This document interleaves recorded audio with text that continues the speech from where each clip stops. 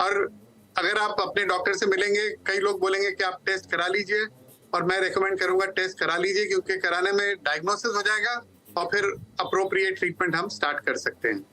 जी, बहुत अच्छा इनसाइट आपने दिया डॉक्टर ठक्कर। इस पर आपकी कोई राय रहेगी क्या कि ये सब इतना लंबा लंबा खिंचा हुआ, जैसे डॉक्टर साहब कह रहे हैं कि कुछ स्वाइन फ्लू का भी इसमें इम्पैक्ट हो सकता है, बहुत सारे लोगों को तो पता ही नहीं लग रहा, आपकी कोई राय?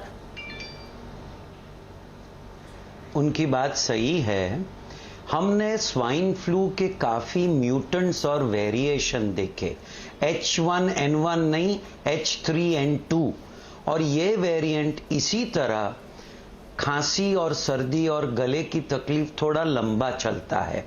इसके लिए आप शुरुआत में अगर जल्दी पकड़ लो तो एंटीवायरल दे सकते हैं, मगर अगर नहीं देते हैं जल्दी एंटीवायरल तो antihistamine, anti allergy, steam, expectorant, अच्छी विटामिन्स, थोड़ा रेस्पिरेटरी प्रोटेक्शन, और इसमें वापस मास्क पहनना बहुत ज़रूरी है। लोग समझते हैं कि मास्क सिर्फ कोरोना वायरस के लिए है, मगर भूल गए कि जब कोरोना था और हम मास्क पहनते थे तो आमतौर के दूसरे रेस्पिरेटरी इन्फेक्शंस भी कम हो गए थे। तो अगर आप मास्क पहनेंगे तो स्वाइन फ्लू और उसके वेरिएंट्स, दूसरे छोटे छोटे अलग किस्म के वायरसेस तो इतने हैं कि आप जितने खोज करोगे उससे दुगुना निकलेंगे। तो protection from environment, whether it is viral environment और पोल्यूशन एनवायरनमेंट, साथ साथ आपके सिमिलर ट्रीटमेंट्स यानी कि गार्गलिंग, स्टीम इनहेलेशन और एंटीहिस्टामिनिक, ये सब करेंगे तो आपको एंटीवायरल भी नहीं लिए पे भी ठीक हो सकता है। मगर ये लंबा चलेगा, और लंबा ना चलने के लिए आपको मास्क का प्रोटेक्शन, एंटीहिस्टामिन का प्रोटेक्शन, एंड मुंह या विंडो जहां आप ब्रीथ करते हैं वो आप पोल्यूशन के डायरेक्शन पे नहीं, मगर ब्रीज ऐसी होनी चाहिए कि वो सब ब्लो कर देवे।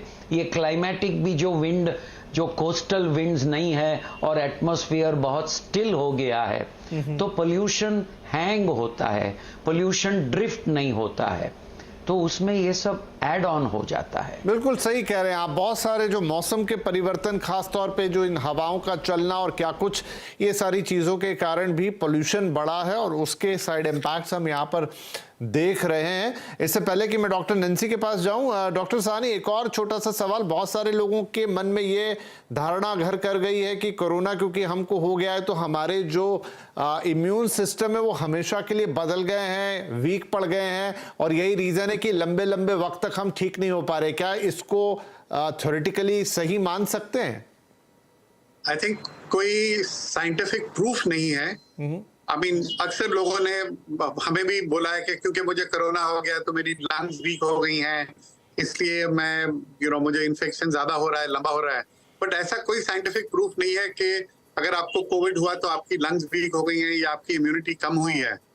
जो कोरोना के टाइम में भी जिन लोगों को मतलब लंबा खिंचा था, कई लोगों में चेस्ट की इन्फेक्शन बहुत लंबी खिंची थी, specially younger age groups, younger means 40s में भी 50s एज ग्रुप में।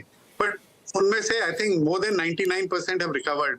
एक आध परसेंट लोग हो सकते हैं जिनकी चेस्ट की लंग कैपेसिटी, जो मैं कहूंगा, कम हो गई होगी कोविड की वजह से। बट ऐसा कोई नहीं, सब साइंटिफिक प्रूफ है कि ये आपको लॉन्ग स्टैंडिंग में जो अभी वायरस चल रहा है उसके लिए रिकवरी में कोई फर्क पड़ता है, ऐसा कोई प्रूफ नहीं है। ठीक है sir.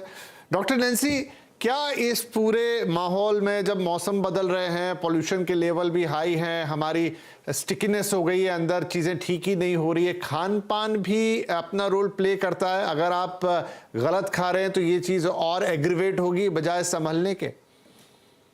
Definitely, you are what you eat, वो तो डेफिनेटली उसका बहुत असर होता है। सी, कोविड की जैसे अभी बात हो रही थी, एक तो ये है कि एक बार ही नहीं हुआ लोगों को कोविड, 2 बारी हुआ है, 3 बारी हुआ है, काफी लोगों को, डिस्पाइट ऑफ वैक्सीनेशन, चाहे वो माइल्ड हुआ है या कुछ है, but might be there was over use of antibiotics, might be somewhere there is antibiotic resistance created. दूसरी बात ये है कि कोविड के बाद ये जब सब खुला, ये स्विगी, जोमेटो एंड ऑल,